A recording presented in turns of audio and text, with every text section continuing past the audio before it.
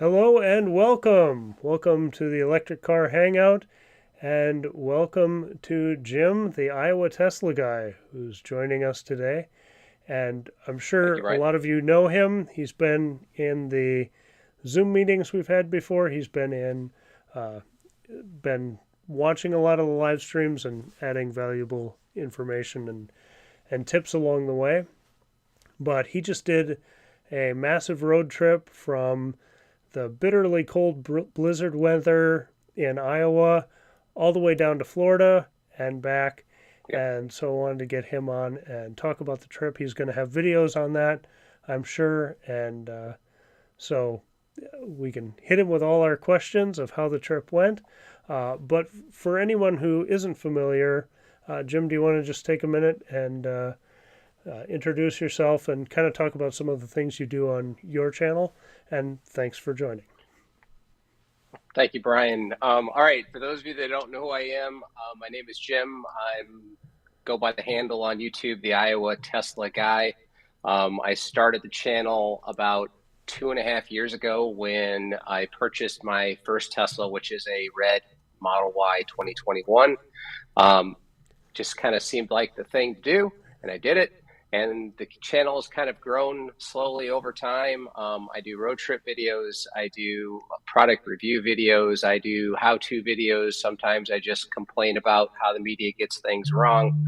And then I even convinced my wife to convert over to the Tesla world. And last October, we picked up our second Tesla Model Y 2022 Model Y, Midnight Silver Metallic. And it's just given me a whole nother area to explore with her car. But her car since October has a total of 2,000 miles on it. It's used only for in-town driving.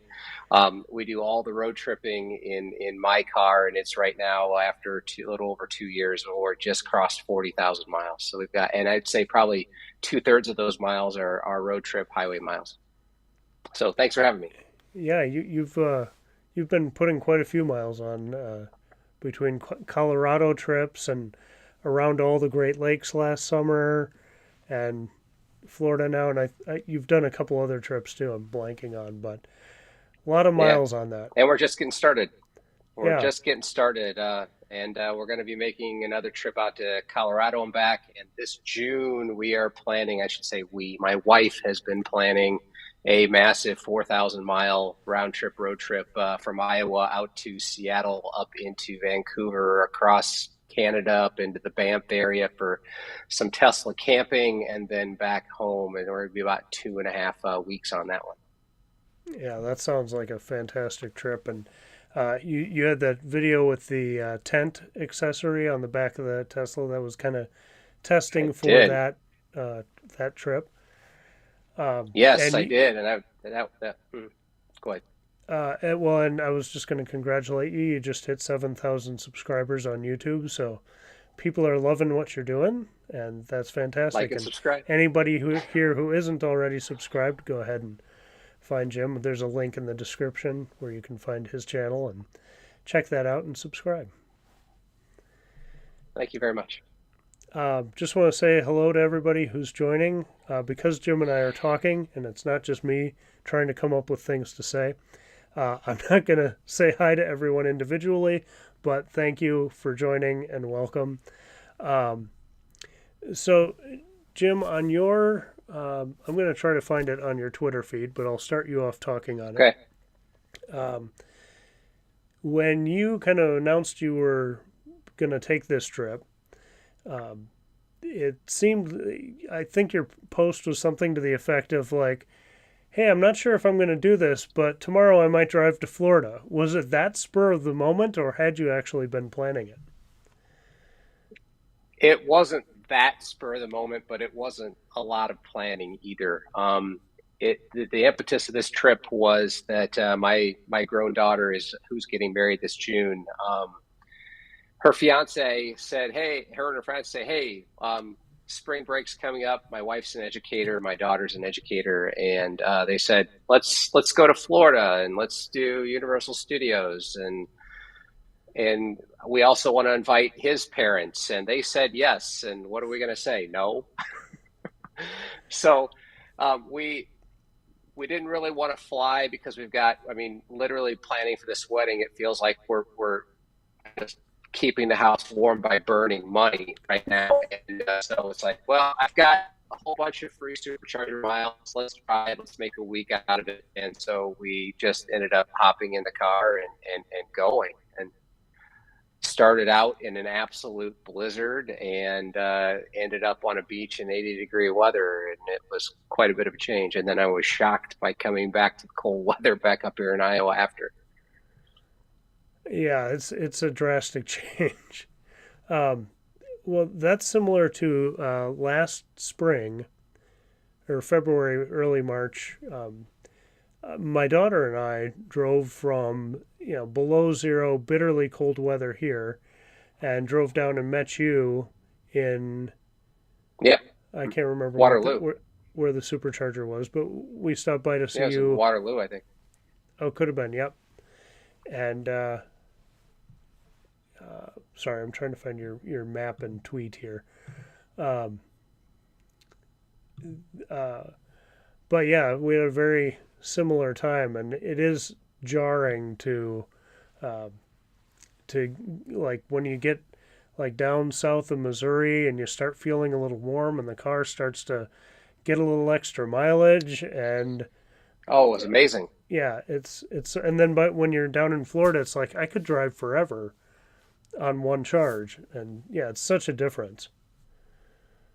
Yeah, I was doing like 75 miles an hour on the interstate, at least in the areas that you could drive 75 miles an hour, and it wasn't a parking lot. And and literally, I don't think I've ever seen my car routinely at that speed with a power consumption underrated. It was like 200 and it's like 230 watt hours per mile on a Model Y, and that's unheard of where I'm at. I average my 40,000 miles. My average is like 305 up here, so year round. So that was really weird to see, but it was welcome to see.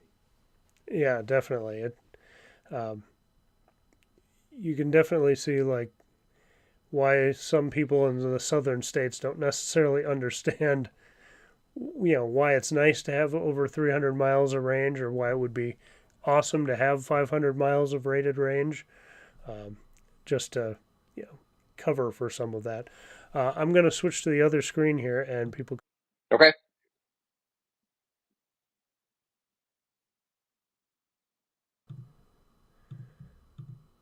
and we were muted there for a second, but we're back now. Um, oh, nope, there you are. All right. There we go. Um, so I take it this is a better route planner, is how you plan this? It is. It is. That's become very vital. And if we want to get into it, and I touch on it, I actually have a video on this trip, and it's going to be one video. I've got it in the can. I think I'm going to release it this Saturday. That takes us, we took 2.5 days to get down there. The first leg was from Iowa to St. Louis area, and then St. Louis to Atlanta, and then Atlanta to Orlando. And a better route planner is our go-to app when we're doing any offline planning. I haven't found anything that's any better, at least for a Tesla. In fact, while we were on the trip, this is the first trip. Usually, when we're in the car, we just trust the nav, and the nav, shows us the way. And um, in this particular trip, the nav was doing some really odd things, and we actually reverted back to our original Better Route Planner trip locations, and I think it helped us out. Yeah, I've found that. Let's see. Oh, okay, there you are. I've found that a better route planner gives a really good holistic view, and the good and bad side of the Tesla nav is you can get in and it'll just do everything, but sometimes it tries to get a little too cute.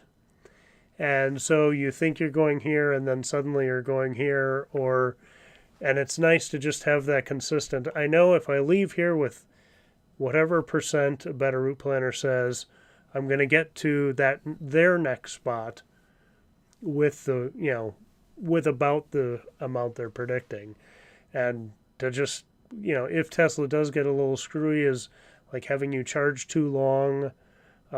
Yeah, That's been a thing that, I don't know if it's when it's doing that, it's taking road conditions into account, or what the thinking is there. But yeah, there have been times where, well, even on our last trip with the ice road video we did, it was yeah, saying at 97%, then now you can leave.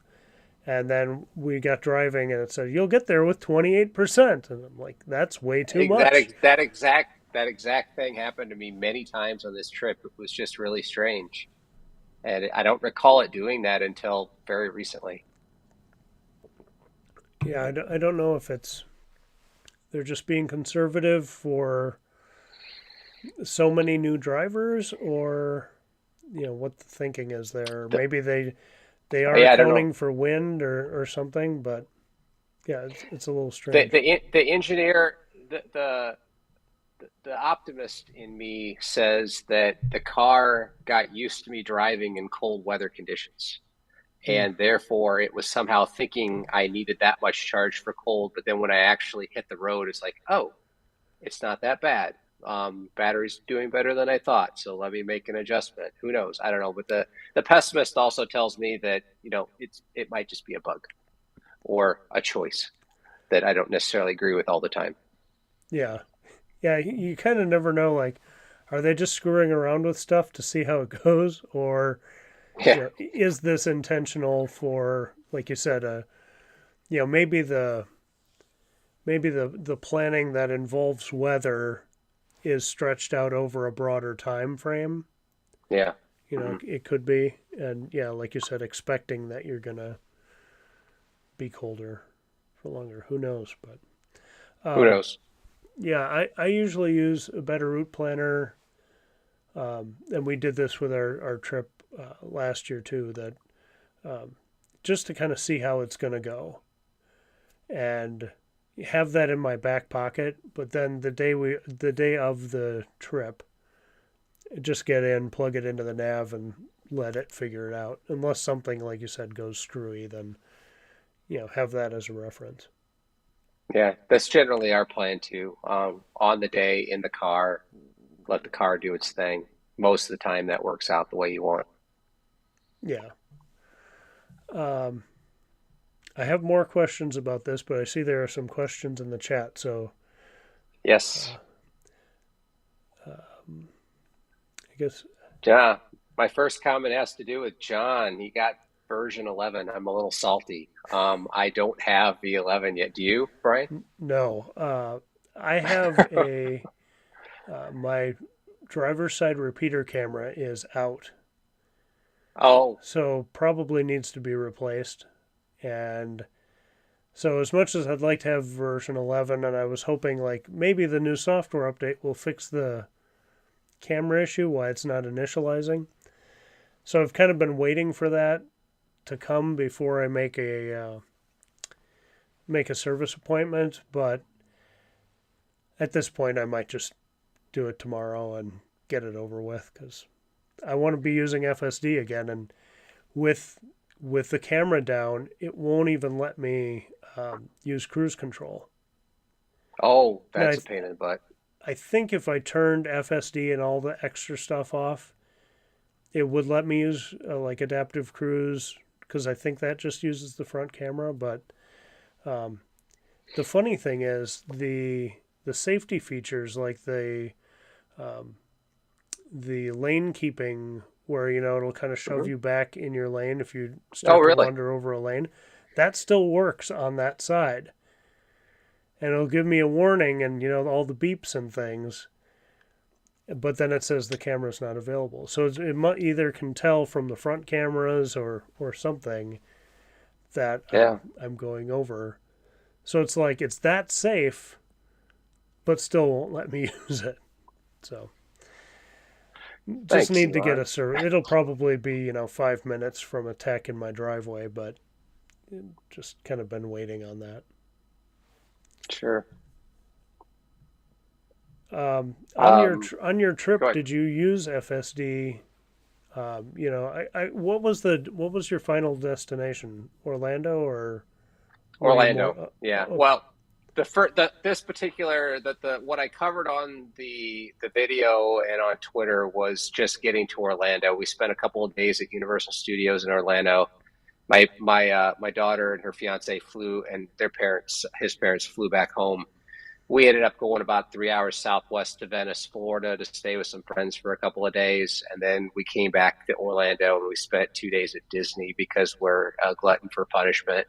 And then we drove the entire 1,300 miles home in 2 days. With the first day leaving, which was about 4 hours longer than we wanted or should have done. We left at 7 o'clock in the morning Eastern time and got to Paducah, Kentucky, 950 miles later at 11:30 p.m. Central Time, through Florida, through Atlanta, through Nashville, through Chattanooga. It was nasty.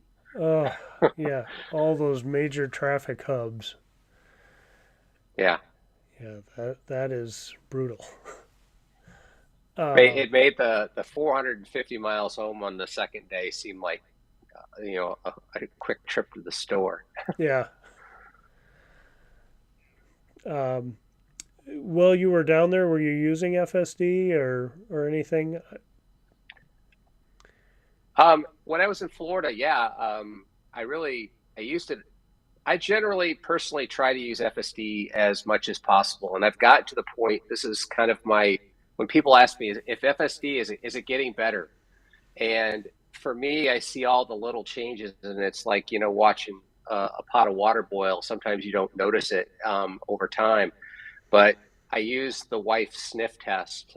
When I got FSD back in 10.3 over a year ago, my wife couldn't stand me using FSD when she was in the car, hated it. I And think I then about, remember that from your trip to Colorado or yeah, Arizona or and something. then, and then about 6, 8 months ago, she kind of pivoted to then saying the car or something weird would happen. She'd go, is that the car or is that you?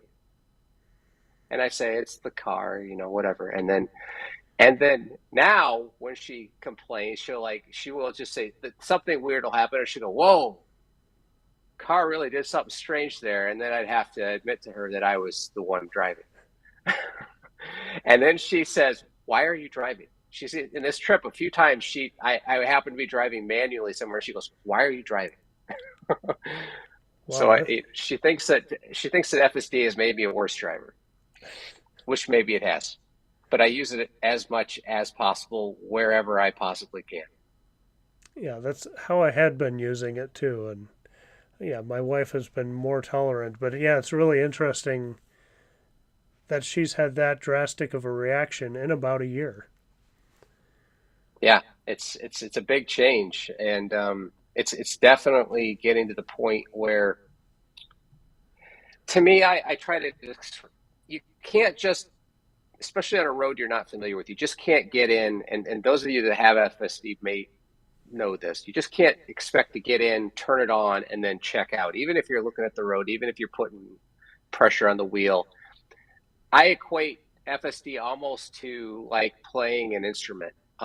You kind of have to know intuitively where it's going to do well and where it's not going to do well, and when do I need to feather the gas and when do I need to like take over here, and as without grabbing the wheel, but can I disengage with my foot on the gas so it feels like nothing's happened to the passenger. It's a little bit more of a dance than a complete checkout, but I would say for me, still 90% of the time it does the right thing, 95 plus, and it is truly driving itself, and it's gotten a lot smoother too. And I'm really hopeful that V11 is a positive move forward for me, although I'm hearing a lot of mixed reviews from a lot of people. Yeah, some people seem to love it, and other people are like, no, it's screwing this up on the highways, or it's yeah. So, but maybe that's why they've paused, and it looks like point 4 is coming, maybe 2 weeks. Sure. Who knows? Um, John, thank you for the super sticker um, of the pear character doing a shaka sign with his hand and saying "cool." So thank you for that, Awesome. John. Um, uh, Dennis liked your CarPlay video. That was pretty cool. Yeah, I have to So admit, I thank you. I personally have been kind of indifferent to the whole CarPlay thing, but it seems to be people get worked up about it. And I can't believe there's no CarPlay in a Tesla. And I was like, okay. And then I had a vendor reach out to me and say, hey, I have this little box that'll put CarPlay on your screen. Do you want to test it? I'm like, yeah, I want to test it. I want to put it out there and see what, if it's really what it is all about. And I tried to put out a video that was as agnostic as possible, as honest as possible. And it does the job. It's got some wonky spots, but if you want CarPlay on your Tesla screen, 100% doable. And my video was actually in my 2021, so it was running the slower Intel system as well. I haven't tried it on my wife's AMD, which would probably be even smoother.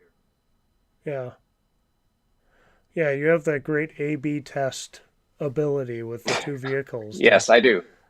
see which one can do which. Yeah. Let's see.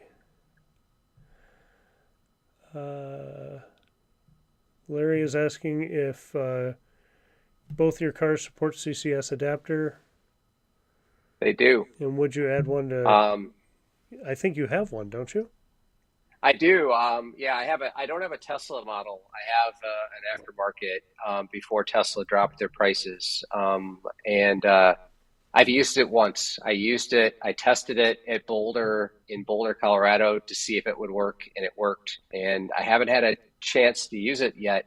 However, on our big trip out west, a better route planner, especially in places like North Dakota, is saying, because I think we're going through Minot. Minot is scheduled for a supercharger, but they don't have one yet. And going from Canada down into South Dakota through Minot is a bit of a wasteland from a supercharger perspective, which you probably know being closer to that region. But we're going to be definitely needing to use some CCS chargers on this trip. Yeah, I know there's at least one 50 kilowatt. Um,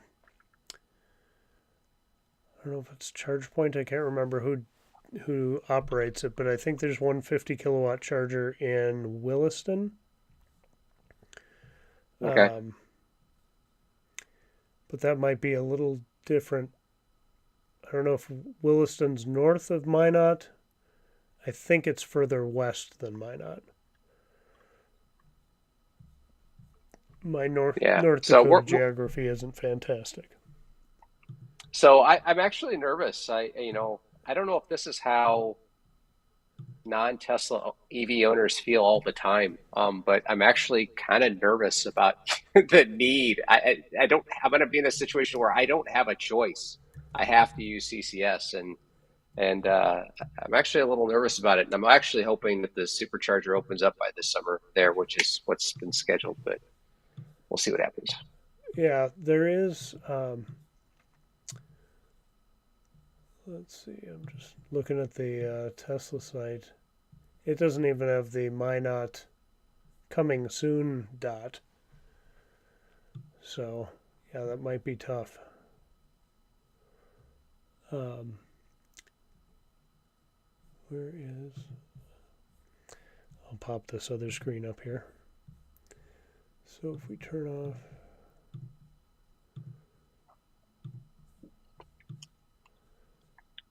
And that is Canada.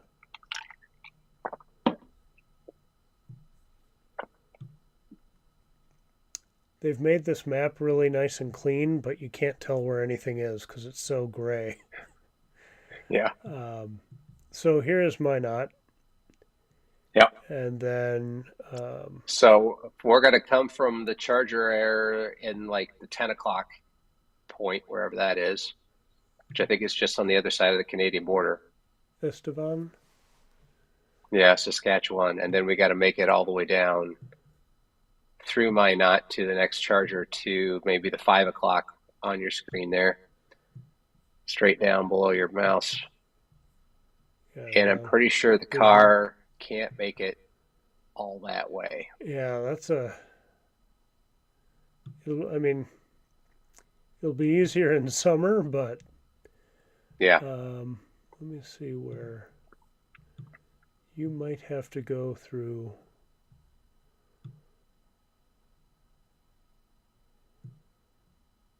There are 3 CCS options in Minot right now. None of them are great.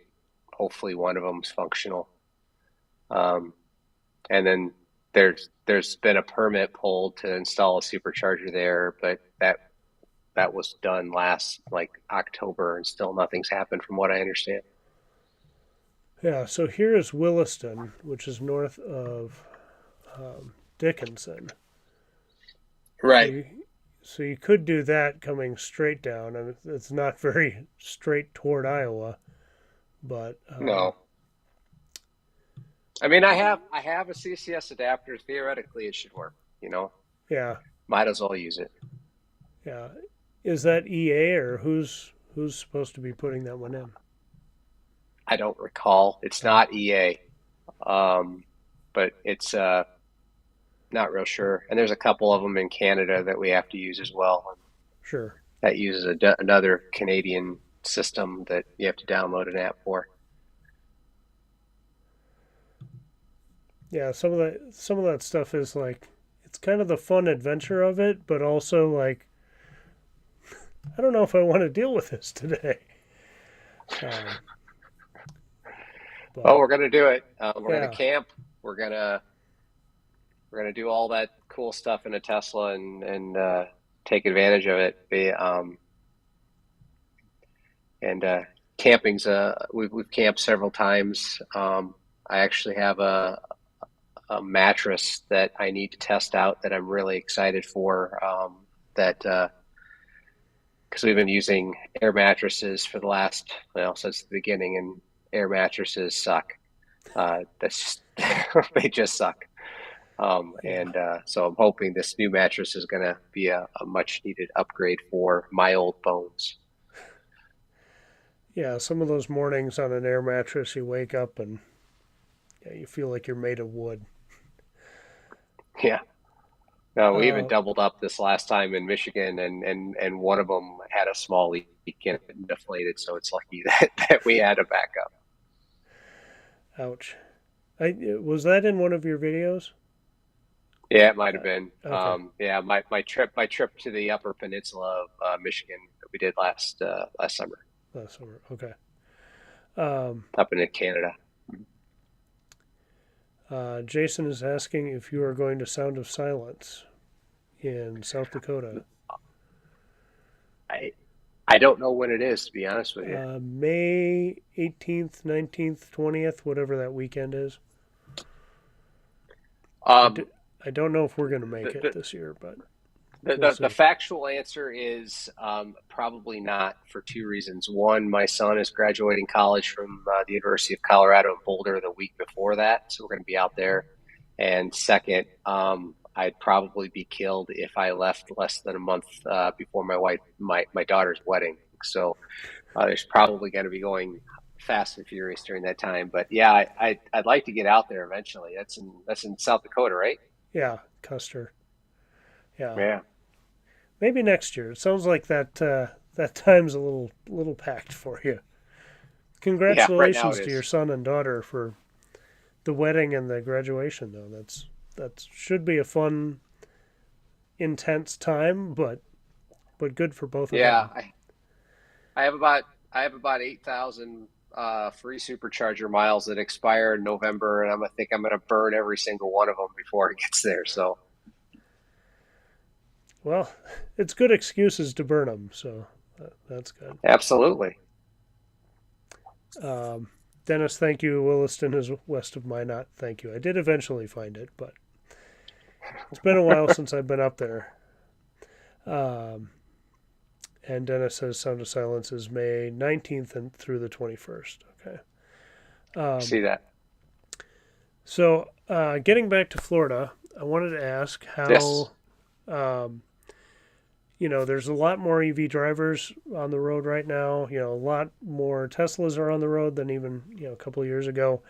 Um, did you run into any trouble with broken superchargers, crowded superchargers, or was that route pretty open?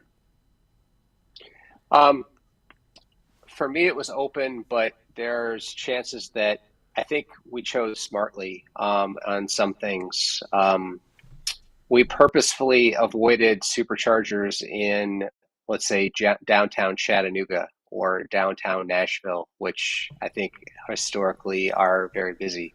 Mm-hmm. We would try to plan to stop at the one before and try and get enough charge to go through to get to the one downstream. We did that same thing in Atlanta.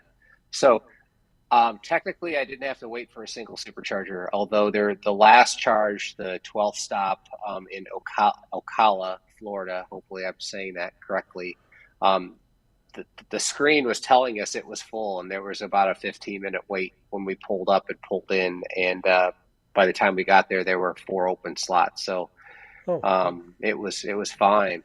So I have to admit, being in the Midwest between here and Colorado, and even down through to Florida, the congestion on the supercharger network really wasn't bad at all. I mean, you see horror stories and lines in like California and those types of places. But I didn't have any problem at all. We were just able to pull in and go. Oh, that's great to hear. Yeah, we didn't really hit. I think it's more often that you're at a supercharger, at least in the Midwest, and kind of going that route. That's similar to the way we went. Um, you're almost more likely to be the only one there than you are to have a crowd situation. That was the case many times. Yeah. Yeah. Um, and then you did a video last week about 3 accessories that you had along Oh, on the yeah. trip, Yeah, I did. and I know you did kind of a synopsis at the end, but it was I know it was the tray, the The sunglasses tray, holder, the sunglass holder, and the wheel cover. Yeah. wheel cover. That's what I was like. There's something around the steering wheel. What was it? It was around the steering wheel. Um, Yeah. and so you test out a lot of accessories, and I so do. obviously in that video you featured those three. But were there any of those or any other aftermarket or extra Tesla purchase accessories that you found um, really helpful, really critical with the trip? I know you did the luggage video too. I think that was yesterday. Um, Yeah, I actually didn't have that luggage for the trip, unfortunately, but it would okay. have been handy.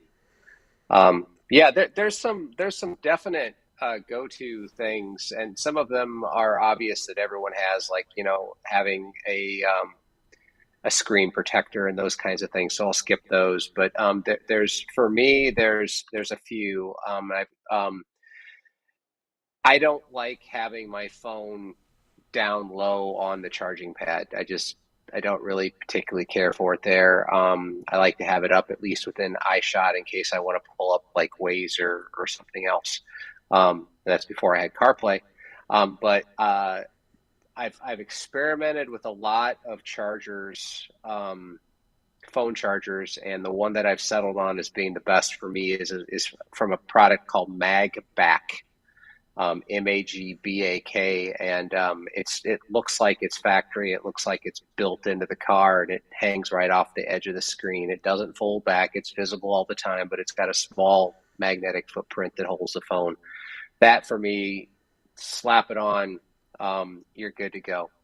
I've recently installed a screen swivel, which we actually found a rotating screen mount, which we recently I found that to be very useful. The one that I have in my car also tilts up and down. Some do that.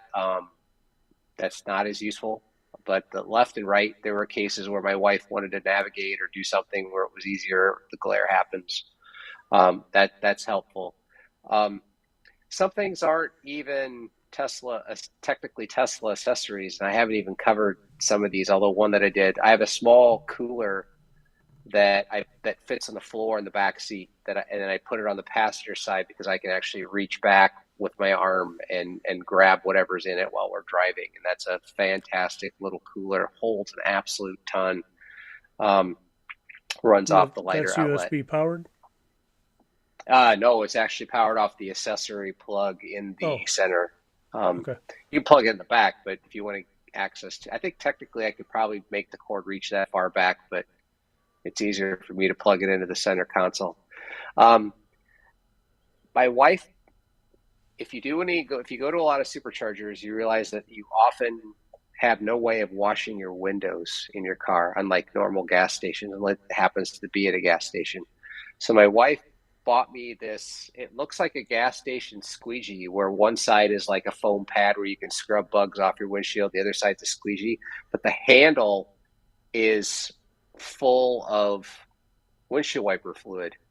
So then you can basically use a squirt bottle, and then use the whole thing to clean off the bugs off your windshield off of one little doohickey, that's a must have, especially not so much now in the winter, but in the summertime when bugs are rampant, it's definitely a must have. Yeah, that'd be Um, a big help. this one is a little bit of a sleeper type of thing. It's not anything that makes the trip more comfortable, but it is peace of mind. I did ceramic coat my seats. Hmm. We've had being in the car. we eat in our car. There's food in the car. There's stuff in the car. When you're road tripping, it's almost impossible to keep your car clean. And stuff's going to get on those white seats, and having that ceramic coat. I didn't have it on originally, but when we were in Colorado one time, I happened to be at a supercharger while my wife was at the hotel, and I glanced down at the passenger seat and I see a red mark on the seat. I went, "Uh-oh." So I licked my thumb, and it didn't come off. Uh, And I got the baby wipes out. Oh, baby wipes. And I worked on it with the baby wipes, and it didn't really want to come off. And I eventually found a cleaning product that got it off, but that was enough that made me spend the $50 to basically get the DIY ceramic coat on it. Um, we use just general floor mats, heavy duty floor mats. But beyond that, if I think about it, there's probably a ton more accessories in this car that I don't even think about. But those are the high points, I guess. okay. Yeah, I know that that glass cleaner is huge. When we did that trip and saw you, we drove down and then met EV Dave, and he gave me Yeah. some glass cleaner spray stuff that just worked wonders. And I haven't replaced it for like it lasted through the year, and then now going into spring when the bugs are coming out, if we ever get spring, I'm gonna have to Oh, restock on that. um, there is one accessory that I recently installed. It's a aftermarket mini dashes are like everywhere. They're all in all sizes and all configurations, and I've said no to testing them probably 10 to 1 on the ones that I've said yes. But I did install a little mini HUD dash that's right in front of the steering wheel, and it doesn't block any of the vents, and it displays things like tire pressure and following distance and your speed and the normal things you would suggest. And I really find on a road trip, I'm kind of geeky when it comes to playing around and looking at the stats and stuff. Probably because I'm halfway interested in that, and I'm halfway just bored from driving all dang day. And it gives me something to do until the car yells at me to pay attention. But so I can look at the HUD and I can look at my tire pressure, and there's a story there. And then I have now the cards are back, so I have the one card showing me like my trip and my watt hours, and then I can have the big screen with like the energy graph and that kind of stuff. So having that little HUD screen, I find really really nice.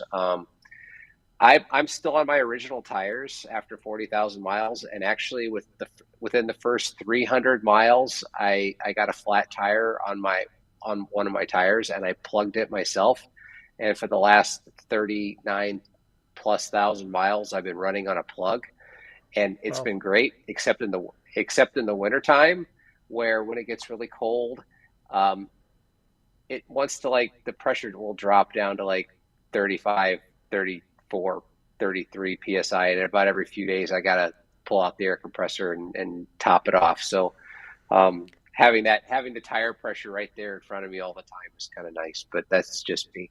Yeah, that's handy. And like you said, the gamifying long trips, the new energy graph to see where you are, if you're coming in green or coming in yellow.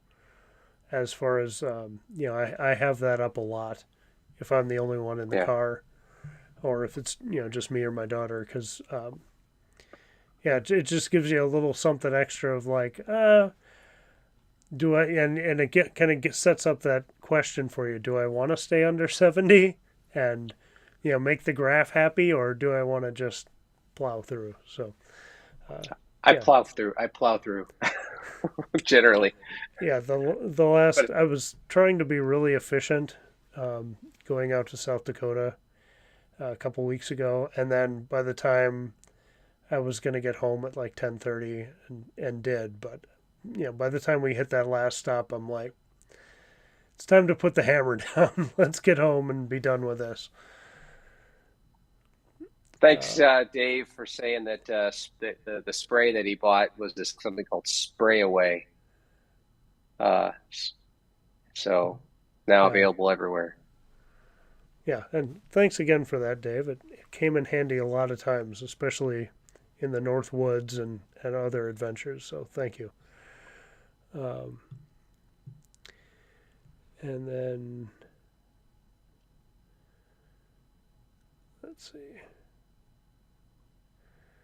Oh, I also, you'll probably notice it if you watch my road trip video, but I don't actually talk about it in the video. When I got toward Florida, I started getting pop-up messages that my tire tread may be low in the back, and it may be time to change my tires, Oh, really?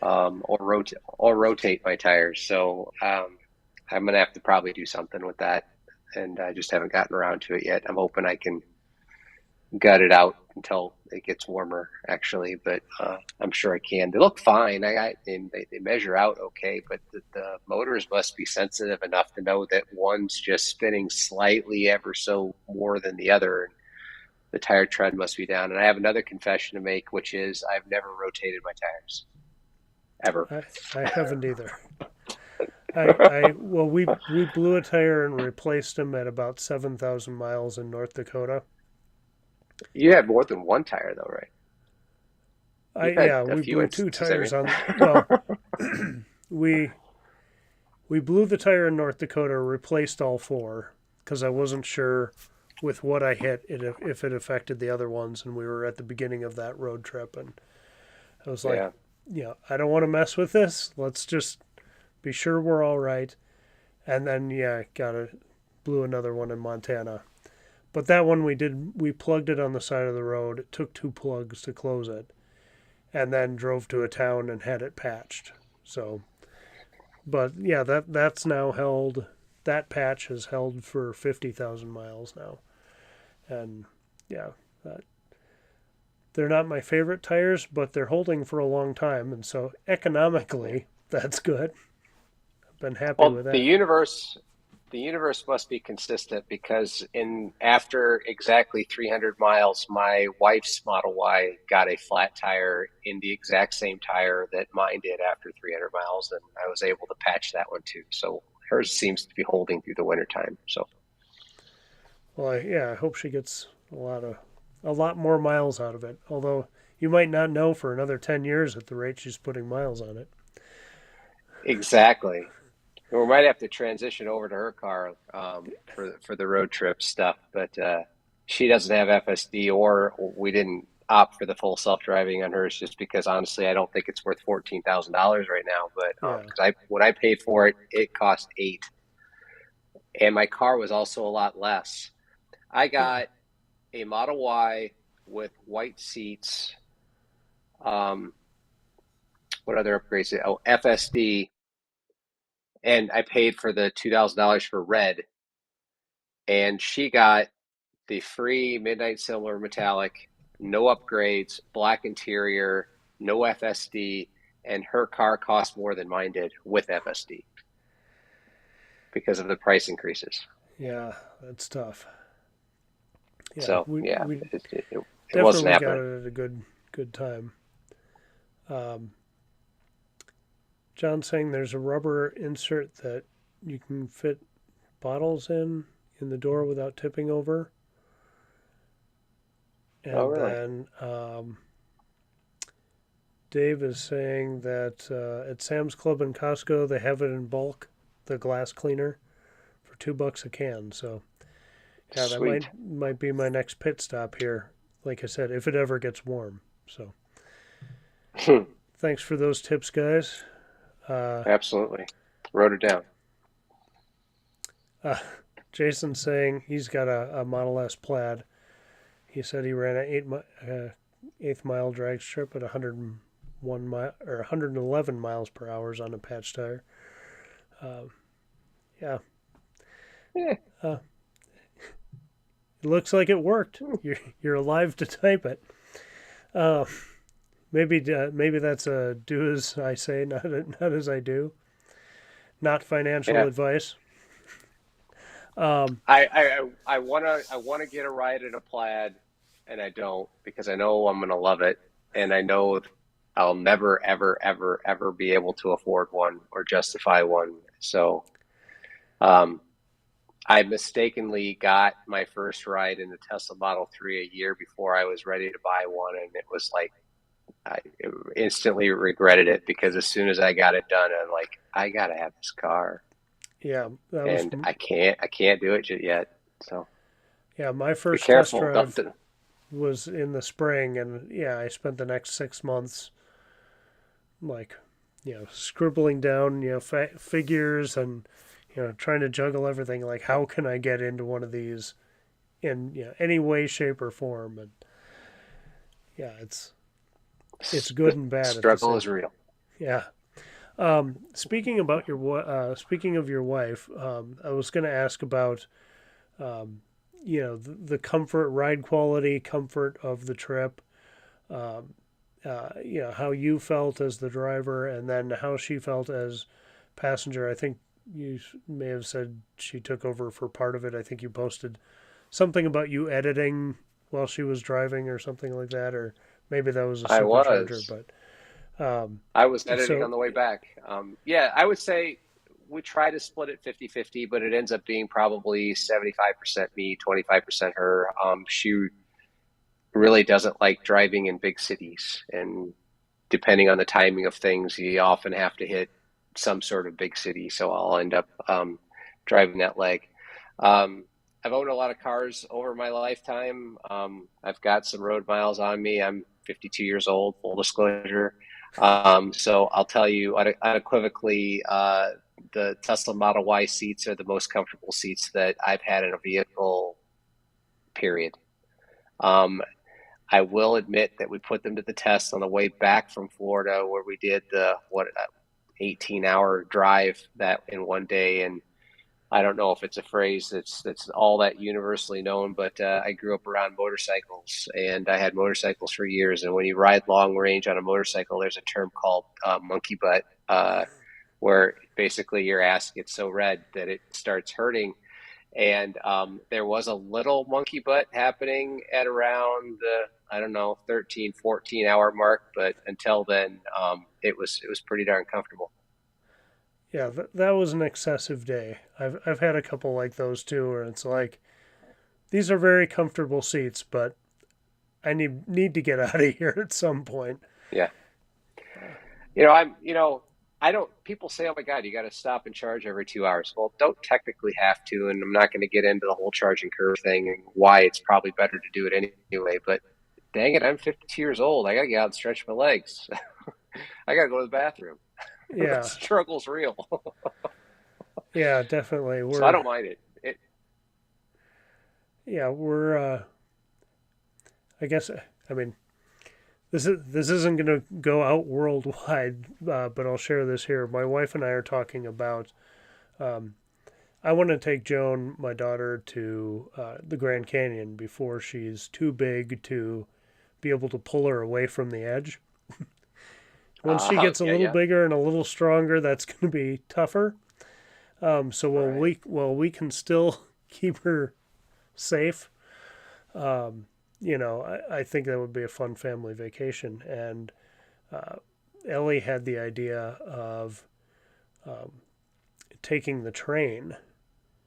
And there's a train, I think, that leaves from Milwaukee and goes straight to, or like, maybe there's one or two stops, but Hmm. it's super fast and is just, you know, takes you right there.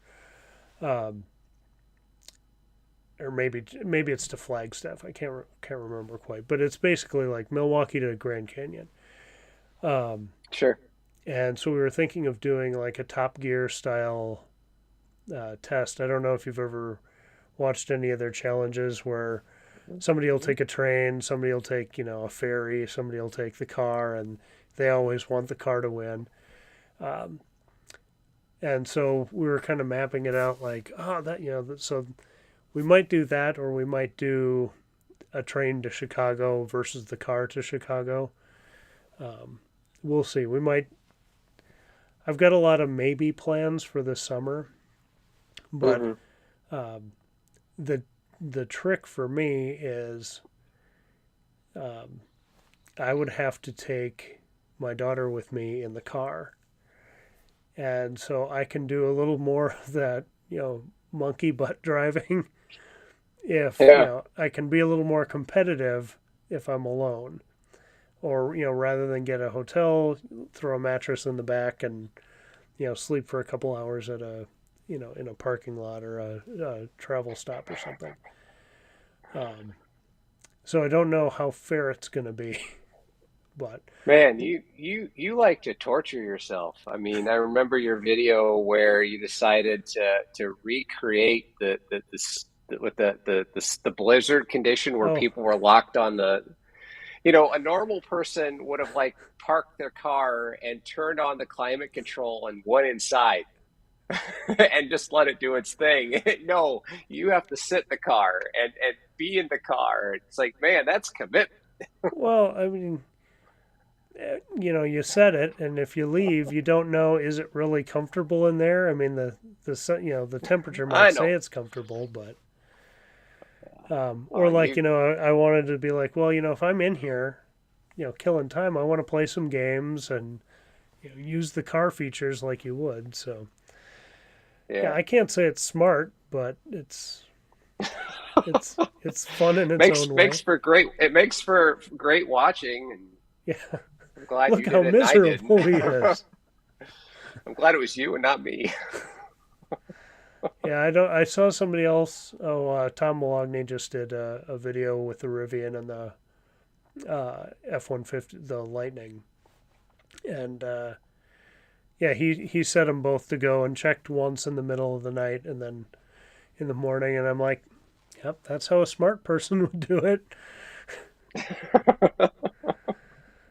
John thinks I should take a helicopter.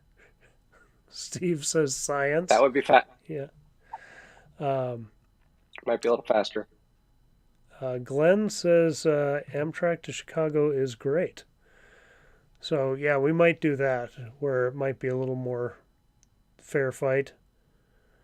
Um, if I take a couple extra minutes with my daughter. The only trouble is I think it drops off in downtown Chicago, and we might get to Chicago in a handful of hours and then spend 3 more hours trying to get from the suburbs to downtown. So we'll see. But she came up with a couple of those ideas, and I think it would be fun to see her. Because I said, you're going to have to film your end on your own. Yeah. So that would How'd be you kind feel of about fun to that? be like, oh, and now I'm, playing solitaire or whatever, and now I'm watching YouTube, and meanwhile, we're racing into use the restroom in some place in Utah or something. But would Well, make for a at fun least video.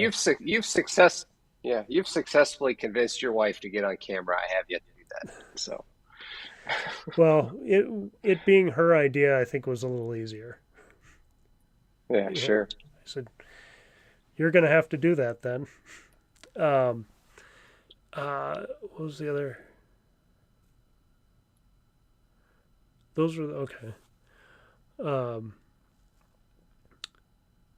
yeah, I was going to ask you about your trip this summer, but you already talked about that a little bit. Um, A little bit, yeah.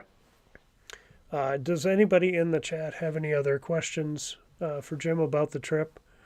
Um,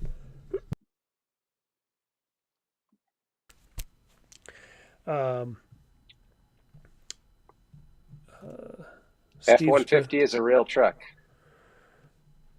yeah, That's an interesting thing. For whatever reason, I was expecting on this trip to see a whole lot more EVs, different kinds of EVs, just on the road, and um, I didn't. I didn't see a single Rivian. I didn't, oh, forward to F-150 Lightning, I think would be easy to miss, just because they look so much like every other truck. But I yeah, didn't see a Lucid. I didn't see, didn't even see like a Kia EV6. It was just I was just expected to see more, and especially in Florida, and I just didn't. yeah, that's disappointing. Um, Yeah, yeah, because it seems like some of the other ones are selling really well, and at least here I'm seeing lots of Teslas, but then the other day I was at an intersection and two Nissan Leafs and an ID4 crossed in front of me. Well, there was another Tesla at the other part of the intersection. And I was like, "It's happening! It's happening!" Um, so yeah, I'd like to see more of that. Um, yeah, Dave asked, did I see more Teslas on the road? Honestly, I see more Teslas up where I live than I really saw as a percentage on the road. I mean, Model 3s are everywhere, but not even to the level that I thought. I mean, maybe I'm spoiled because when I go to Boulder, Colorado, Colorado has massive incentives for buying EVs, and I have a little game that I play in my head, which is something I don't do out loud because my wife would make fun of me, and now I'm telling everybody here what I do. Which is I count in my head, and I have this little bet to myself saying I'm not going to count to um, 30. I'm not going to get to 30 seconds before seeing another Tesla in my line of sight. My car doesn't count. So as soon as I don't see any Teslas, I start counting. One, two, three. Oh, there's one. They're literally I can go an entire week in Boulder, Colorado and never get to 30. They are absolutely everywhere out there. Wow. Um, Yeah. and it's an interesting sight to see. Speaking of embarrassing things, I'm one of the people who still waves to every Tesla, but I actually wave to every EV. And I was driving with, my wife's kind of over it. She, just kind of rolls her eyes and doesn't say anything anymore. But I was driving with my mother a few weeks ago, and we're on a, you know, 2 lane highway going one way, 2 lanes going the other way, divided, and a Tesla's coming up on the other side, and I'm giving the big old farmer wave across, and of course, we're both going 65 plus. Chances are there's no way they see me, but it's just kind of a habit. And she said, "Oh, Brian, are you waving to other Teslas?" And I do that. I was like, "Yeah, but I do wave to other EVs and other, but that started when we got our Prius in 2008. Every time we'd see a Prius, we'd wave. Eventually, that had to stop. And in the metro area, it's starting to have to stop with Teslas too. I still do it, but if I don't miss or if I miss one, I don't feel bad. Yeah. My previous car before I got a Tesla was a Mini Cooper, and Oh, the Mini community is very pro wave. yeah, They wave. That's just the thing you do, and I like that. And now I've noticed with Tesla owners, they either A, their windows are so tinted black you can't see the driver driving. I don't have any aftermarket tint on mine, especially in Florida. It's like even the windshields look black. And or as someone pointed out, yeah, they're all just staring at the big screen on the front of the car, so they're not paying attention to who's driving by anyway, so they're not going to see it away, which may be somewhat factual. yeah. I took my But my I daughter. but I still do it. Um, yeah, I think it's fun if you notice. I don't feel like I said. I don't feel bad if I miss one, but my daughter's on spring break this week, so I took her to the Minneapolis Institute of Art just to kind of see how that would go. Mixed results, but it was ultimately fun.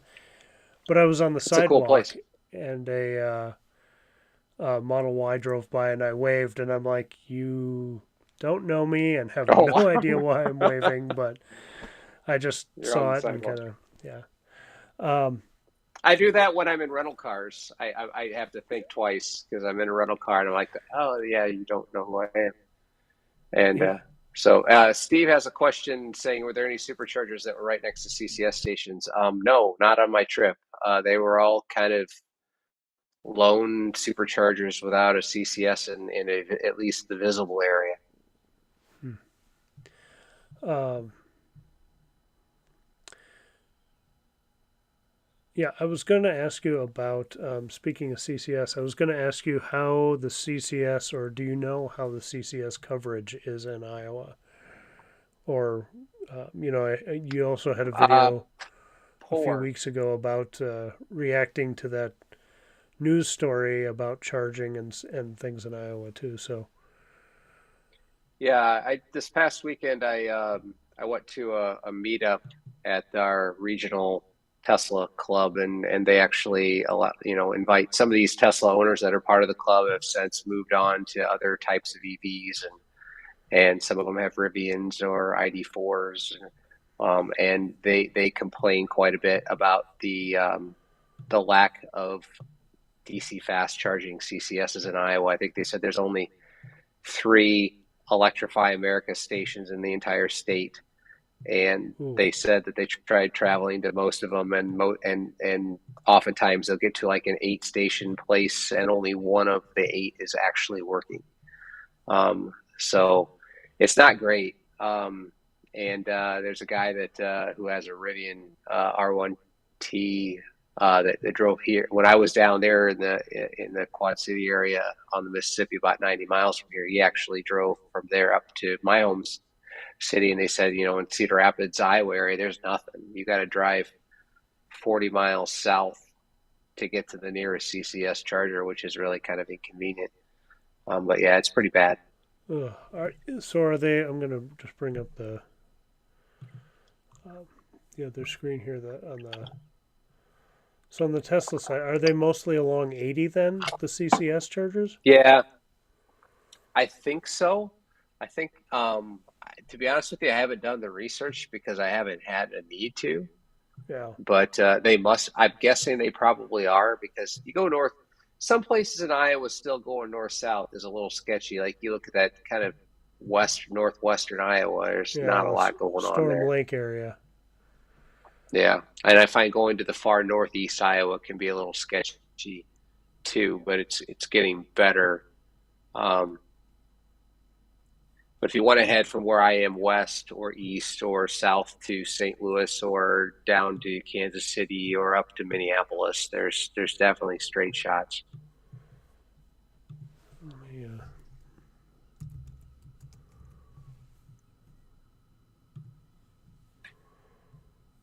let's see.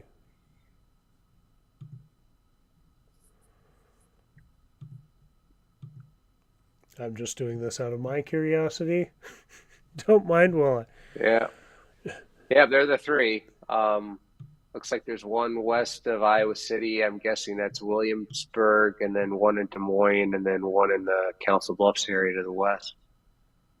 Yeah, that's Oh, tough. And Council if you Bluffs, want to go Omaha. from Kansas City up to Minneapolis, you're praying around this point. I'm guessing. Yeah, you're kind of host. And a Tesla, it's super simple, but eh, it's a little sketchy if you're not in one, especially in the wintertime, Yeah, which feels like 10 months of the year anymore. yeah. This and now I'm very over it. I think we're gonna have. I'll be happy if I never see snow again. Um, oh, Steve, I almost banned you. I hit the wrong button there. Oops, Uh, that would be bad. yeah. Uh, yeah, Casey's. There are a lot of Casey's in Iowa. So yeah, if Yes, if some of that those chains could start picking those up, that would be great.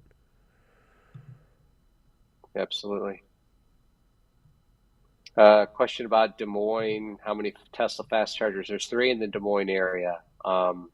There's one on Eastern Des Moines, which is kind of not that great. There's one in Western Des Moines that's 150 kilowatt, and there's one right in the center on I-80, which is a 250. That's the one we go to. It's at a Come and Go, which is a pretty decent stop because you can wash your windows there and get something to eat or drink. Yeah, here's Des Moines, and this one, um, the West Des Moines one, I think was the first one. Yeah, and it's there's not much out there. yeah. There's I think it took us about 10 minutes with all the stoplights and things to um, get from the interstate into where the charger is, Yep, and then it's those not it's are not a great location. yeah. Um, and yeah, I was trying to do a timed test too, and I'm sitting at the red lights just fuming. Like, get me back on the highway. Um, yeah, Yeah, so the one there in the middle is the new one. That's the one to hit. It's literally right off the interstate. It's a great location. yeah, I think this one's pretty good too. There's not as much around it, but there is. No, yeah, it's I've had some issues with that one. That one's it's been down several times. Several chargers have been down there when we go past it. I try to avoid it, Oh, but there's so many new options now to us, especially going west across Nebraska. They had recently added two more chargers in the middle of Nebraska on A80 at I think Kearney and North Platte, and you can definitely get across Nebraska without any trouble at all. yeah, that's kind of the ideal situation where you can skip one if you need to, or Exactly. do every other. Um, yeah, but again, it's the north south stuff. This gap between that and South Dakota. Yeah, That's there's some such a huge wastelands. stretch. But I mean, there also aren't a ton of people who live there. But you know, people want to get out and explore. So let's see, come back here.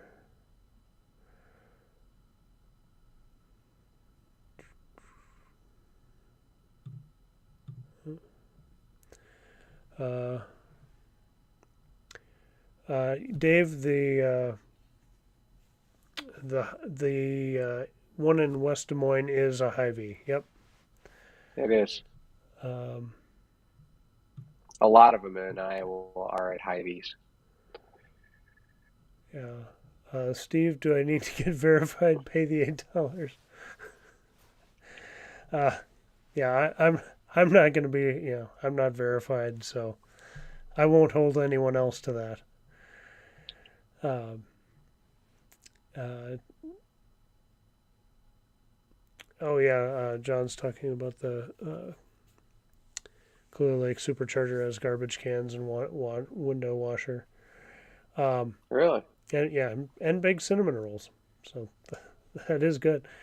Um, That's a benefit. the oh, my brain just turned off. Uh, Okay. the interesting thing, and actually this is West Des Moines, so kind of topical. They have windshield washer fluid there, and I swear somebody's putting something else in there.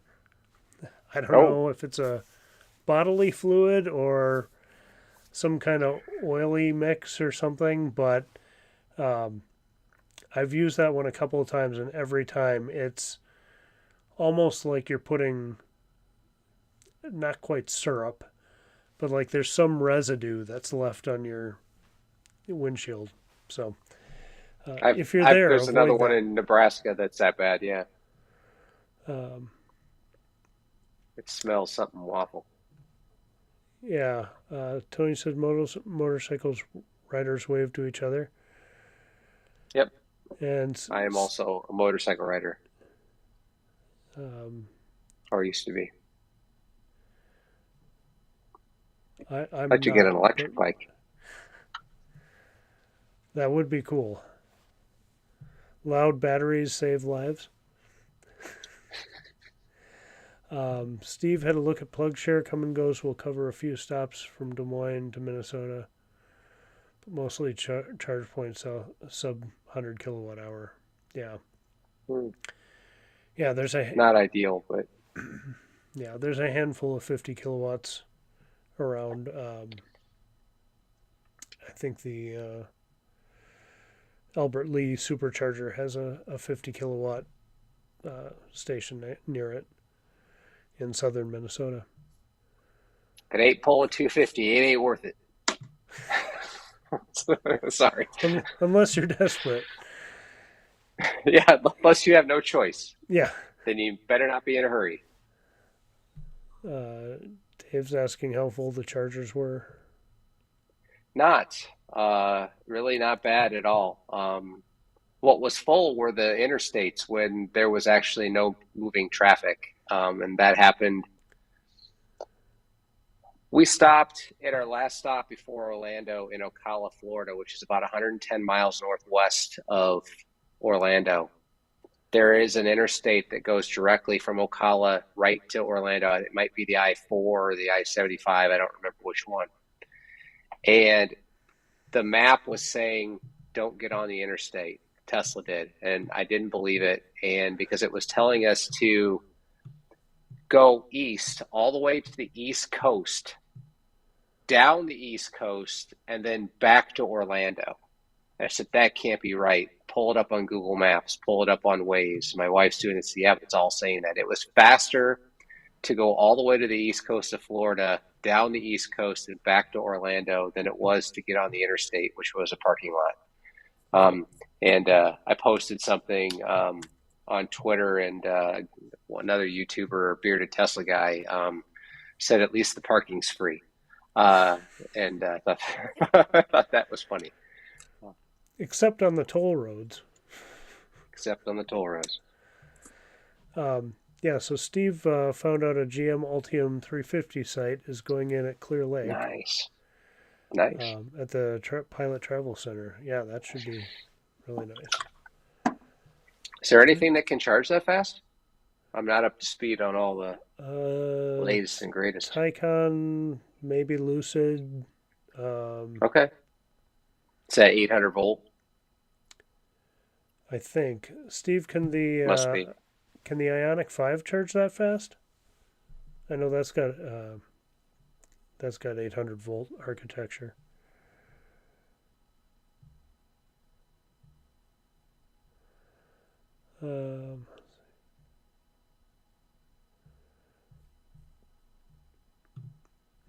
Yeah. So I was gonna. Speaking of other vehicles, I don't know how much time you have to see all the new what's out there, but do you have a not like you do? Huh? Not like you do. I'm like in the. I don't. You from what I understand are at least somewhat close to the Minneapolis metropolitan area. I think you have a lot more options to see EVs than I do. It's pretty much a wasteland around here. But go ahead and ask your question. I'm sorry. Well, I was just going to say, do you have if there was better CCS infrastructure or Magic Docks or whatever, do you have a non-Tesla EV that you really think is like, ooh, it would be fun to have this one or that one? Do you have a favorite? Yes. Today, car. No, I guess if I had to pick a car and money was no object, I'd probably get a Tesla Model S, even with everything else on the road. But if I was a truck guy, I really like the Rivian R1T and perhaps even the R1S. But who was it that just released? Who just announced? Is it Kia that announced like a the EV9? I think EV9? That thing looks sharp if that's what it ends up looking like when it ships. But those are really interesting to me. And then the Rivian plant is in my neighborhood. I guess it's about a 4-hour drive east of here in Bloomington, Illinois. So I really like the Rivians. I've seen a few of them on the road. It's not too big. It's not too small. That if I were a truck guy, I'd be all over a Rivian. Also, unpopular opinion, I think the Cybertruck is hideously ugly. I don't know how unpopular that opinion is, but I like it because it's interesting and it's different, and it kind of breaks the mold of the same. Even Model Y is pretty just SUV shaped. It's unique and has its own style, but I don't I particularly, to be honest like with you, the I don't idea of, particularly like. Yeah, I don't like the Model Y and how it looks. To be honest with you, and I own two of them. It's not my favorite look, but it's the balance of utility and everything else that's why I went with it. But and then the software and how it all works as a package. yeah, I like it. I like it, but I think it's the worst looking Tesla. I think I, the Model 3 is styled a lot better. The S is just so beautiful, yeah, and the X, aside from the not so practical, you know, Falcon wing doors, um, I that part I do like about the Y better. But Tesla wouldn't be Tesla if they didn't have something crazy like the Falcon wing doors or, frankly, like the Cybertruck, just doing something so out there. So I like it for that yeah. reason. Um, but yeah, I don't think it should win any beauty queen awards. I mean, I've seen some Polestars and that kind of stuff. I mean, how about you? What's your favorite non, I guess, Tesla go to that you would buy if you didn't have the ability to buy a Tesla? If money were no object, for myself personally, a Taycan. Um, Okay, some of those just look so sharp, and I've been a they do. Porsche fan like for never owned one, but I've loved the styling of Porsches for Sure. since I was a kid. That was my Yeah, me too. Lamborghini on the you know on the bedroom wall. Mine would have been Porsche 911. Um, Yep.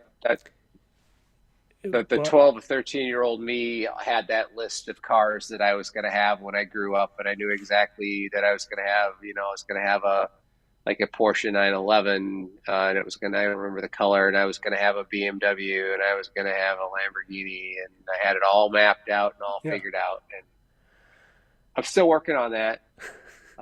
But actually, honestly, I have no desire to own any of those cars now. I hope in my lifetime I never have to drive another gas car again or own another gas car. So I'm yeah, done with them. yeah, definitely for me too. But the Taycan, if I were single guy, and then Yeah. for family non Tesla, I would probably do Rivian. Um, I love the way they laid out their dash. I think it's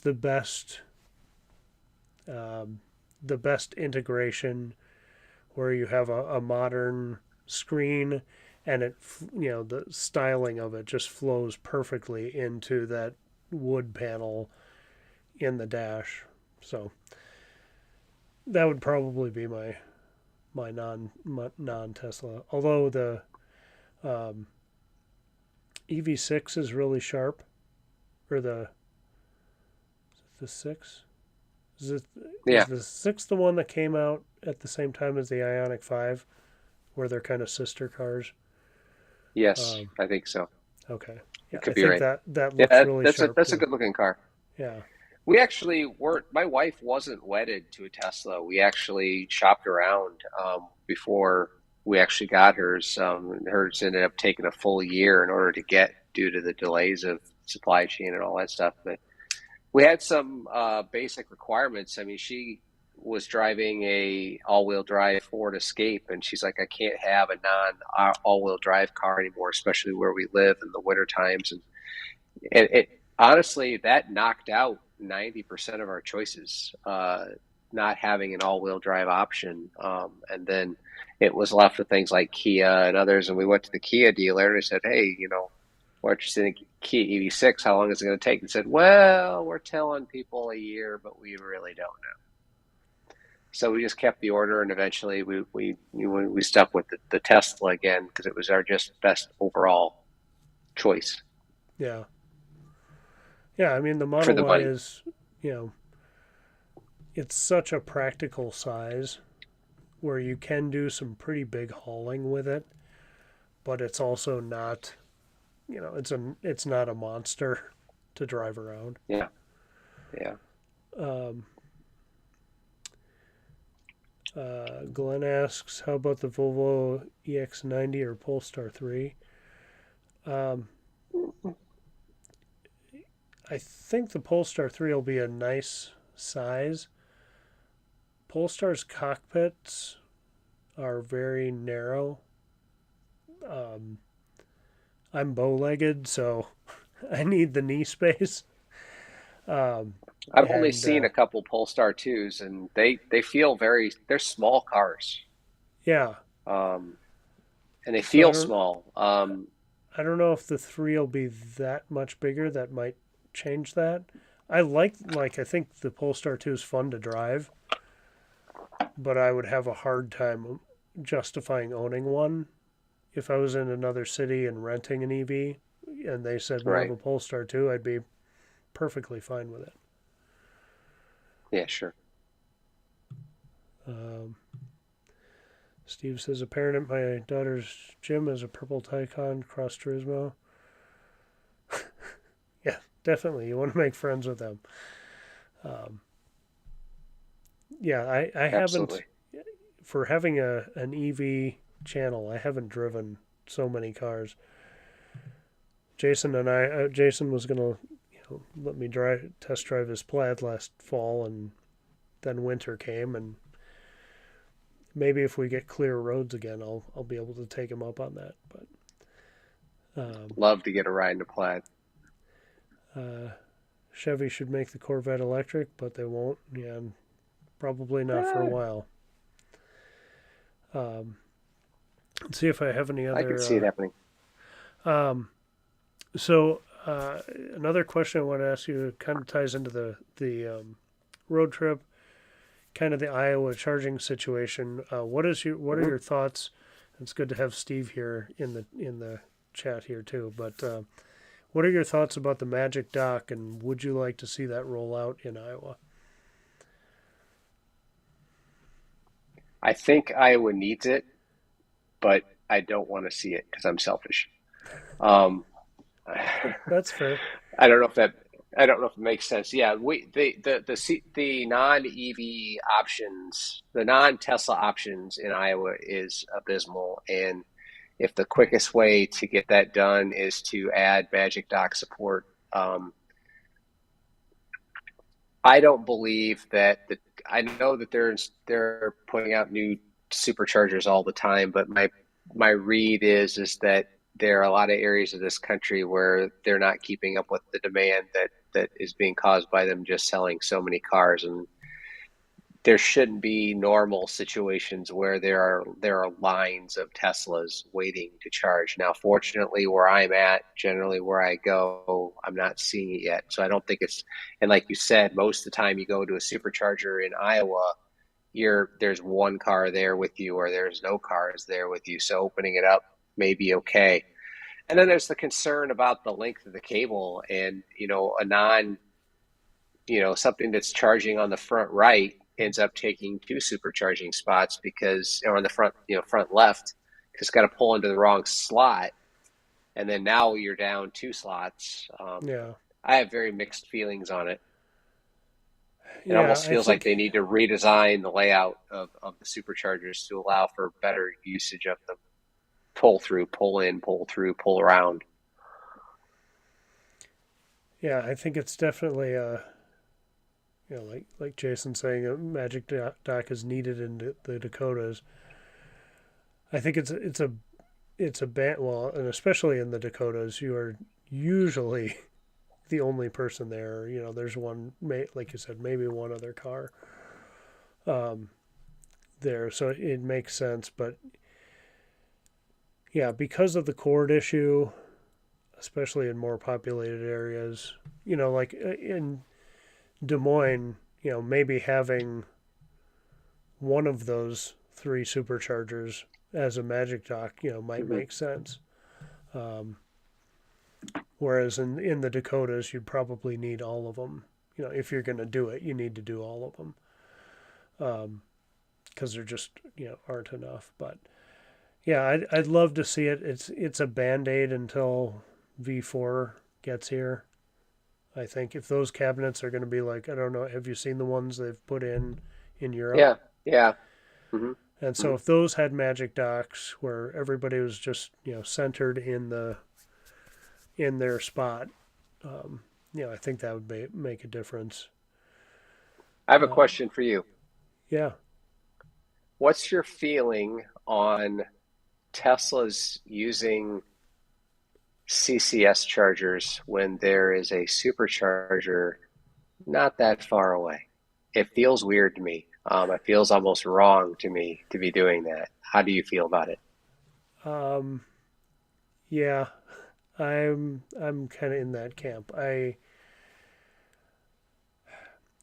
I can see, like, again, going back to Albert Lee, there's a new Electrify America station across the road.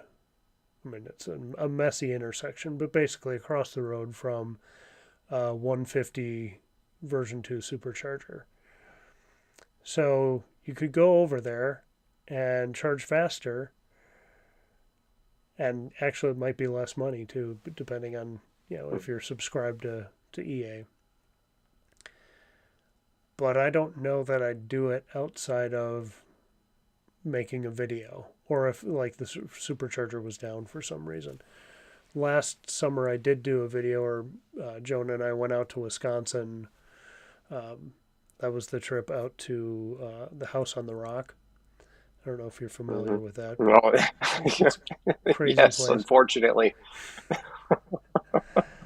For Um, those that know. For those that don't know, the House on the Rock is indescribable.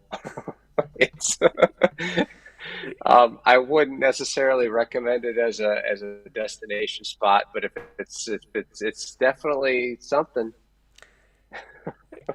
it's so bad it's good, I would say. Yes, Um, yes, that is good. and actually in the same town is Taliesin, where Frank Lloyd Wright lived and did Yes, design work. So if you want to that have is worth seeing. two very different architectural experiences in one town, it might be worth a weekend. But uh, Sure. my wife and I went there years ago, and it just blew my mind. It still kind of does. But anyway, when we did that trip, I took my daughter out there, and luckily she didn't come away with nightmares. Um, but we went out there, and I used CCS the whole time as an experiment. And I did have a couple people say, there's a supercharger right over there. I was like, yeah, I know. I'm kind of doing this thing for YouTube, and you feel like the biggest nerd in the world when you say that, or when you're filming and people are watching you at a charger. Um, Yep. but and I did tell them, if this gets full, I'm moving over there. I'm not going to put anybody out for the sake of a video or something. But yeah, I guess if the Yeah. spots are open, and um, you can charge there if you're not putting anybody else out and it's as fast, then you may as well.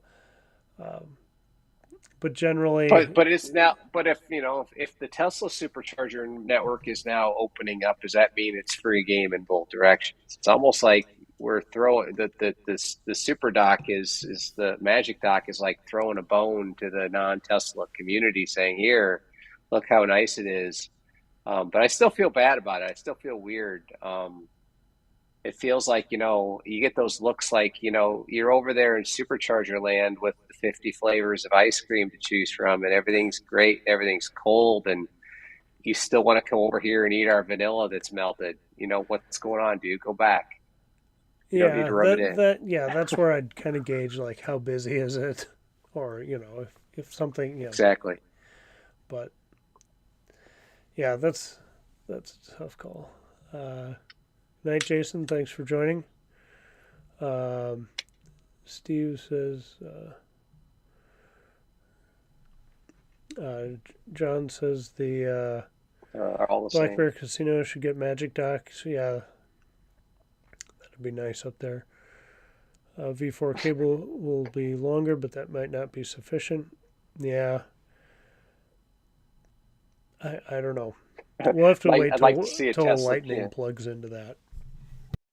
Steve said, I'd like to rather see a Tesla charging fast than and paying for it than a 94 sitting there pulling 15 kilowatts at 95%. That's true. True that.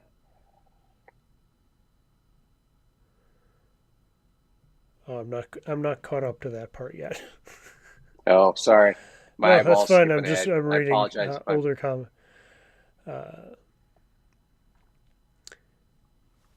Uh, yeah, I just want to get Steve's whole comment in here. The reality in New York is that it's been added at very low volume sites, and I think that's probably the best approach.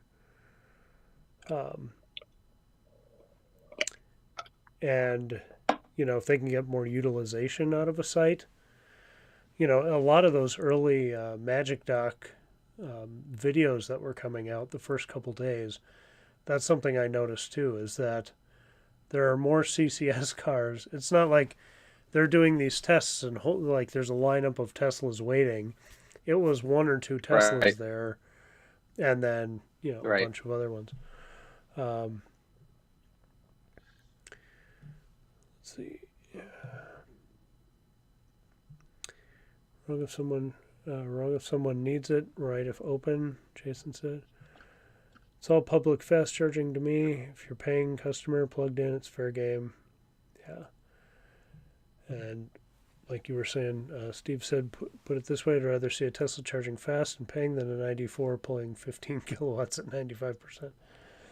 Um, and Steve, I assume, has got a video coming soon. At least I haven't seen it posted yet. He's been trying out more Magic Docks and did get the Ionic 5 to work Oh, at really? least one, but failed at least one other, I know. So it's still not quite right for Ionic 5, which is such a bummer. But Steve's out there checking them out and testing it in New York, and that's awesome. So thanks for doing that, Steve. Is that Um, something that Tesla can fix on their side, or is that something that the Ionic needs to fix within the car? Anybody know? I don't know. I know Steve's been tagging both ends on posts, so hopefully they're seeing that. Um, yeah, I don't know if maybe Tesla needs to address the CCS like standard a little differently, or maybe it's something with the battery management system on Ionic 5. Sure. Tim says just drove DSM to Sioux City Tuesday, and the Tesla superchargers were empty on the western part of Iowa. Yeah, Yeah, it's pretty typical. yeah. Glenn, wish there were standard charge port locations. That would make it easier for everybody in the long run. I think the worst one is probably the Ford F-150. It's kind of right in the middle of the car. So I mean, just in front of the driver's side door. I mean, it seems like it's not an ideal location. Yeah, and when Tom Malogny was at the Magic Dock station, and had to pull up so Saw that. close, and then the door opens toward the front, so you got to go around the door to get that too. But Steve says a Hyundai engineer mentioned Tesla has a software fix coming Q2. Who knows if Hmm. that'll hold true? That would be great. I mean, the upside is Tesla's generally pretty good um, with software patches on stuff like that. So if they know what the issue is and can do that, that would be really cool. And I wonder if I kind of thought once these first ones went in, I thought, okay, well these are going to start being spread across the country, pretty fast. But they might be trying to iron out these kind of things before you are stranding a lot of Ionic 5 owners, or maybe having other problems too. Yeah. Lightning and the Mach-E is in the same position. Does And the Mach-E have as long of a nose as the Lightning? It might be pretty similar. it, Not quite sure, but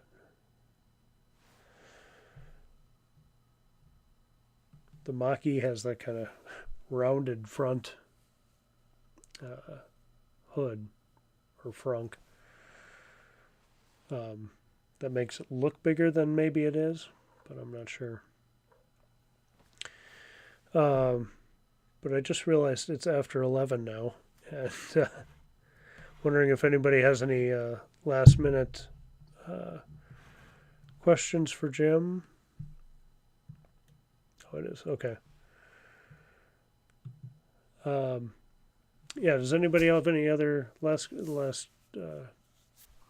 minute questions for Jim about charging, his road trip, when his video is going to drop, um, or anything else? Uh, Add it to the road trip chat now, video, I think or will go out. Yeah. I think the road trip video, I think I'm going to release on Saturday morning, 8 o'clock. okay. So we'll look for that. Steve says it's impressive how few issues there have been, though. The 800 Yeah. volt models have been pretty patchy with Magic Dock. Yeah, I wonder. I don't know if there's any way they can fix that part um, with a software update. Uh, I don't know enough about electrical systems to understand if there's a solution there, but there again, getting V4 over here will solve that. It should, from what I've seen anyway. Got a question. John said, "Do I have a tow hitch on anything?" The answer is yes. It's on my wife's car that we don't take on road trips. My car does not have a tow hitch. We weren't going to get a tow hitch in hers, but there was a period of time where if you added an option to the Tesla, you could get it a little bit quicker. Mm. And my wife had no interest in the white seats, and she had no interest in spending $1,000 upgrade or 2,000 upgrade on the wheels because, in her opinion, she says all the wheels look the same, which I don't understand, but that's her opinion. And then we said, well, I can get you a tow hitch for $1,000, and we may use it someday. And so yes, we have one, but we've never used it. I haven't. When I picked up the car, I didn't even pop off the end to see if it was there. It does have a tow mode, so I'm hoping it's there, but I haven't actually checked. Oh, that sounds like a warmer weather test. Some Yes, some. absolutely. I just realized I have my tabs still sitting on my desk because it's been in the 20s, and I just don't want to get out there and clean my license plates off to put them on. But anyway, um, Jim, do you have any other wisdom you want to share? No, I'm no expert. I'm flying by the seat of my pants, just like everybody else. If I can impart, if I can help someone not make the same mistake that I make the hard way, that I guess I've mission accomplished. But I appreciate people sticking around to hear us talk and chat, and certainly very appreciative of the followers that follow my channel on YouTube, and hopefully I can continue to put out a wide variety of content that I can, and keep doing it as long as it makes sense. Yeah, you do. But I You do have a appreciate great variety. appreciate having me on. You do have a great variety, and that's kind of every time I see one of your videos pop up, it's like, oh, what's this going to be? And is he going to be talking to himself in green screen, or what kind of fun things you throw in there? So, um, been really enjoying it, I appreciate that. um, and thanks again, Steve. Steve, I was going to ask you if you have a video coming out on the latest Magic Dock adventures. When is that going to be coming out, if you know? Because people will want to check that out too. Dave, good question. How low will you go on a state of charge on arrival? I assume how comfortable do I feel rolling into a charging spot. My answer changes to whether it's winter or summer. With winter, I get nervous under 15%, and summer, if I come in 8, 9, 10, I think I feel okay. Some reason below that, my wife and I aren't comfortable. I don't know about you, Brian. That's about where I am. Like when we went out to South Dakota, it wasn't getting to the point where I was concerned, but I think I got there with 11%, and I was thinking like, oh well, I'm glad this is here. That we're not going another 20 miles or something, and pushing it, but Yeah. I wasn't terribly concerned once I knew we were relatively close, but And that's for me, that's where the energy curve is great. mm, Where you leave and it says you're going to get there with 9%, and then you got 150 miles you got to go, and you just watch that. If you're like 100 miles in and it still says 9%, and the weather conditions haven't changed, it's usually a pretty good idea that you're going to be okay. yeah. But that's just my personal feedback. I don't know about how Dave feels. Dave does a lot of long road tripping. Yeah. Well, And do I trust the right? I trust. He asked me, do I trust the arrival percentage? Well, I used to until this last trip. Um, in a couple of cases, it's worked in my favor where I've charged and it said you're going to get there with 9%, and 5 minutes later, it's now at 23. But we also had it go the opposite direction when we were coming back, and I don't know if it was getting colder, but it said that we're going to get there with 20%. Great. If a lot of times we overcharge anyway just because of what else we're doing. Said 20%. I unplugged. We hit the road, and like 10 miles down the road, it said 6. Like, what the heck just happened? Where did it all go? yeah. So then I drop my speed limit down, and everybody's passing me like I'm standing still, and I'm watching it creep up, creep up, creep up, and then okay. Yeah, and then you get close and you're like, okay, now I can hammer it again. Yeah. Yeah, I know the car says, and I don't know that I believe it. It says you lost 3/10 of a mile or three percentage points on this trip because there was a 7.8 mile an hour wind from the northeast. Like, how does it know that Yeah.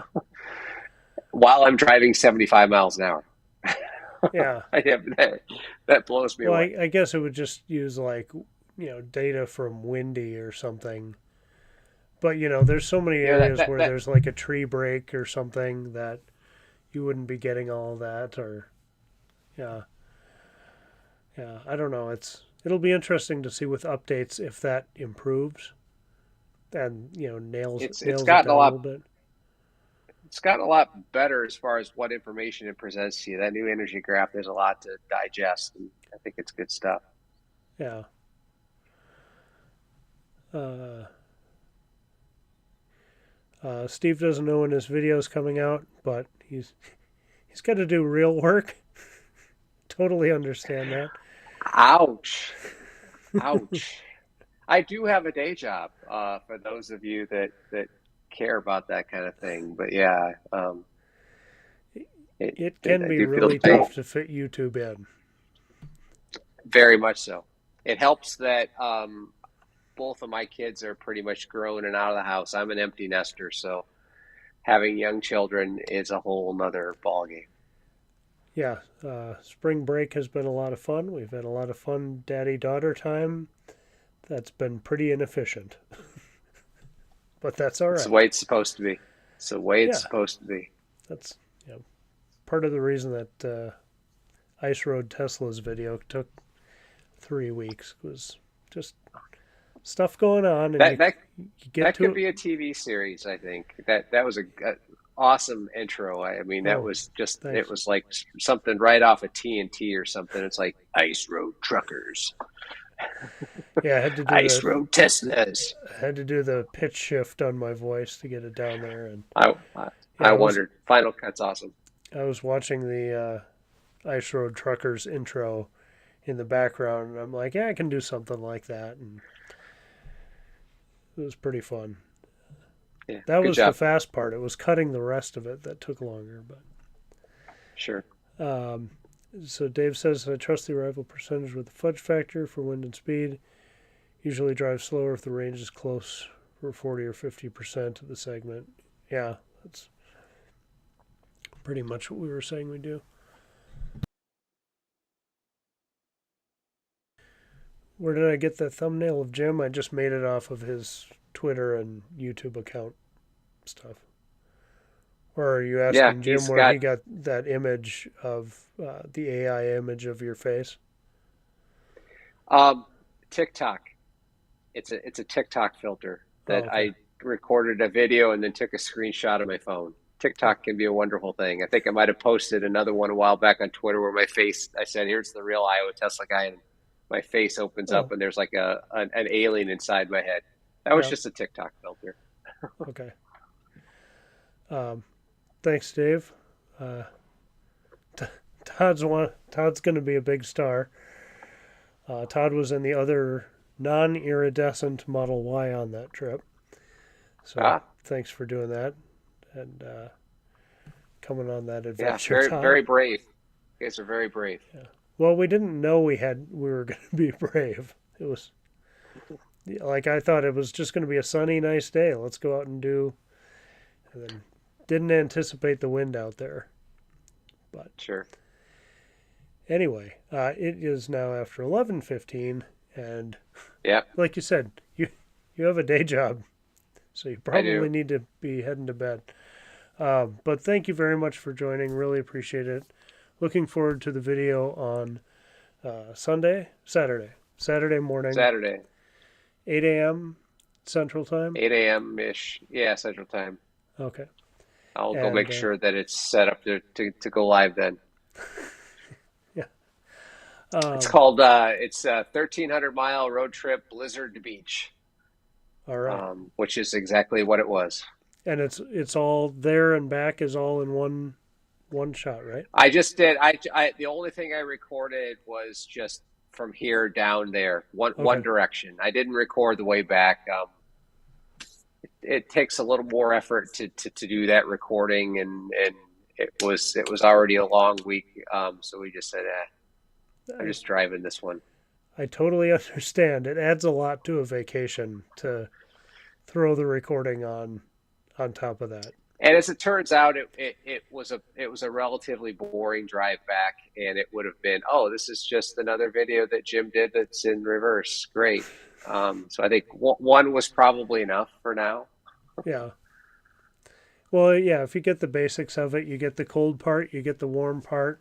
Here are the stops in between. Yeah. Yeah, yeah. Thank you very much for having me on. This has been a lot of fun. Thanks for everybody on the channel, in the chat. This is my very first live on YouTube. And you guys went really easy on me. So if we ever do this again, which would be fun, you guys can go a little bit harder on me next time. That'd be fun. All right. Thanks a lot. I do Put me in my appreciate you place. joining. Thank you to everyone for watching. And thanks for the good questions and good commentary along the way. Sorry if we didn't catch every single one of them, but again, thanks everybody for joining. Have a great night, and we'll catch you in the next one. Thanks a lot, Good night, and everyone. check out Thank you. Jim's video. Yeah, have a good night. Thanks.